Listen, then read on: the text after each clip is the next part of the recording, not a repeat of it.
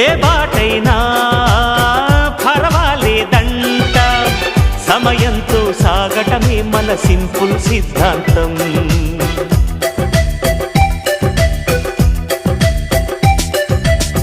చిరుగాలికి పరిమళమిచ్చే సిరిమల్లెల వనమై ఉందాం, గగనాన్ని నేలను కలిపే హరివిల్లుల బంతెన అవుదాం. ఆనందం అంటే అర్థం మనమందా, ప్రతి పూట పాతై సాగే హుషారు సరిగమలో. ఎన్నో ఎన్నో రాగాలుండే సంగీతం కాదా, చల్లకి నవ్వుల కేరింత.